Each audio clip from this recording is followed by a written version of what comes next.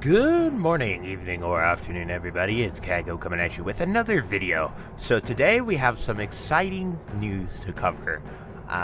Due to my efforts and a lot of other people's efforts in the community, we are able to get this change made, and I think it will be for the benefit of the game, absolutely, and I think it will help a lot of people out and be able to experience new content any way they want instead of some arbitrary restriction that was being imposed on us, as well as we have some awesome hotfixes coming too.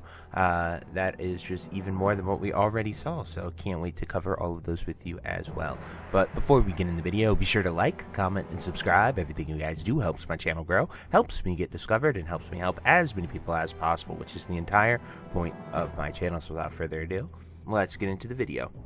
So I'm going to switch it over here to the patch notes, and we're going to dive right into these because they are quite good. So today we have open classical seasonal PTR testing with AQ Nightmare Grove available for additional testing. Following a great deal of player feedback, we've adjusted the raids so that AQ allows 10 to 20 and Temple of AQ allows 20 to 40. Nightmare Grove also adds 20 to 40. We intend to keep this raid test open until December 2nd, but we cannot guarantee that we'll be able to quickly address any issues that may arise, especially later in this week over the holiday weekend. We will close PTR on Monday, December 2nd at approximately 10 a.m. PST. Thank you for testing with us. Post deleted by author. Thank you for the feedback about the raid size change. I'm sure it wouldn't have been, I would not have been the only raid that was going to either cut people or keep a team to keep a rotating bench due to 25-man caps. Does this mean that there will be 20 and 40-man raids on PTR2? Not very clear with your wording here. Okay, yeah, 40-man and not any difficulty getting them out. That's so cool. No new strategy, 14k healer, all in. See, this is probably a super niche situation that this guy's pointing out. Well, yes, this could happen. Most people on the high-end, sweaty-end, elitist end that can blast it care about their Warcraft log parse more than they care about anything else. So they will want to do 20 men, and the people that are bringing 40 people are extremely casual, and they probably would not do the content without that many people. So this dude is just being toxic and obnoxious and is probably wrong. However, I could definitely eat my words, and I could be wrong with my assumption too. But I was a big advocate for this change. We made a few videos. Agron even saw it. I've been covering it the past 2 days. I love that the devs listen to us. You know, I think it is something that makes the classic devs so special, especially with SOD the entire time we've been in this project. Anything that has been really, really bad or just obnoxious and extremely inconvenient, they've listened to the community on. We've called them out, and they have made so many awesome changes, and I think it should be highlighted. This is another W in my book for the dev team and what they are changing and listening to the players. Anyway, let's get over to the changes that we're going to see with all this. Items that share exclusivity with the world buffs, Hornadong, Sunflower Seed, etc., will no longer be removed if the person with the consumable leaves raid. That's good. We will extend the duration of the appropriate world buff instead of replacing it. Also good. They now stack up to 5. Also good. These consumable items list their duration as until canceled instead of 1 or 2 hours. That will be corrected in another hotfix. So if those lasted until canceled, that would be insane. But, you know, just run around with world buffs forever. That'd be pretty cool. Next, we have Druid changes. Improved Moonfire now correctly increases the damage of Starfall. Improved Moonfire and Moon Fury no longer affect the base damage of their associated spells. Improved Moonfire and Moon Fury now to affect the entire damage of their associated spells. So just sort of like a tweak and balancing it with those and not really changing too much, just kind of adjusting, it feels like. Tranquilizing Shot no longer has a minimum range. That's interesting. Minimum. Sorry, I thought it said maximum. I was like, oh, so the hunter could shoot the dogs from forever away. But no, that's huge for melee hunter. If you have a melee hunter and you're on Chromag, you can trank him now. So that's big. True Shot Aura will now grant the marksmanship hit hunter using it 100, 150, 200 additional range attack power. Was 50, 75, 100. So that gives them a more incentive to use that and bring a ranged hunter for the buff.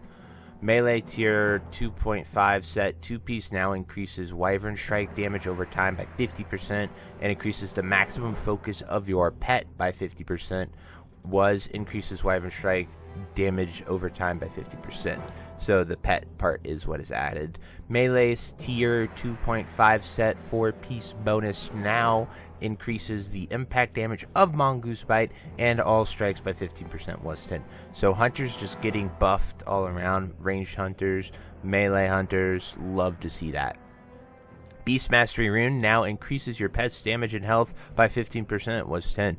So back in phase 1, I'm pretty sure it was 15 or 20%, and everyone was BM Hunter the entire time. Everyone remembers fighting those raid boss pets, and so now it is nerfed. So, or back up to that mark. I still think it'd be really cool to see BM Hunter become a thing, or even become a tank, like just play through your pet. But I don't know, it'd be cool to see. The only problem is that PvP, people don't want to fight tank pets.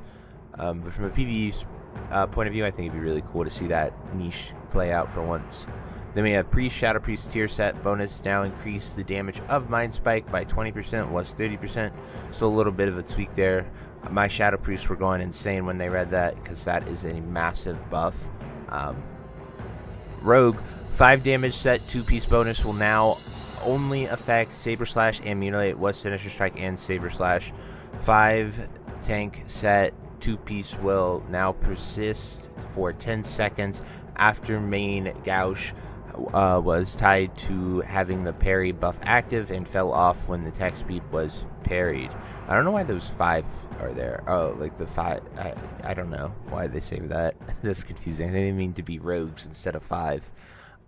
The attack power ratio on instant poison and deadly brew has been increased to 5%, was 3%.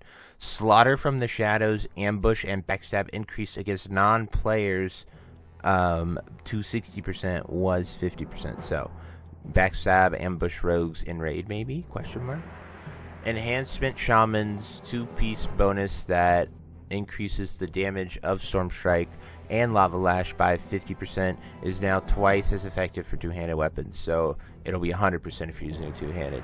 So these are supposed to say 2.5, all these 5s. So the Rogues and Shamans right here, where it just says 5, it's supposed to say 2.5 set enhancement 4-piece bonus can now cause your Storm Strike, Lava Lash, and Lava Burst critical strikes to burn your target for 30% of the damage done over 4 seconds. Was only Storm Strike and Lava Lash. So maybe enhancement's going to be cranking even harder. Ruins of AQ 3-piece set will now correctly increase the damage of Lava Burst from Overload. 2.5 enhancement 4-piece bonus will now correctly work with offhand Storm Strike. Warlock Haunts increase to shadow damage over time effects increased to 40%, was 20%. Haunt now correctly has a return animation. So Dot Warlock, they've been tweaking Dot Warlock a lot. I think we might actually see it become a thing. And there are no comments on this yet, so very, very interesting. No angry formers, so that's actually a good sign. That tells me that people are happy with what they're talking about, because they dropped those patch notes last night. I usually wait now just so we can see what people do and if there's any hotfixes. I used to do them right as they dropped, but you know. Anyway, guys, that's it for me. Those are the awesome updates that we have gotten. I truly hope you enjoy them. I thought that they were really, really good, especially that 2040 min. I am so proud that and happy that we're able to make a change like that and get something done in the game that we love. And I think it's just an all-around win. I don't see that dude's comment of just people taking 40 to get their mount. I really don't see that happening too often at all. I think the off chance that it does happen a few times, I think we'll see it happen more and more with people actively going out there and getting it done.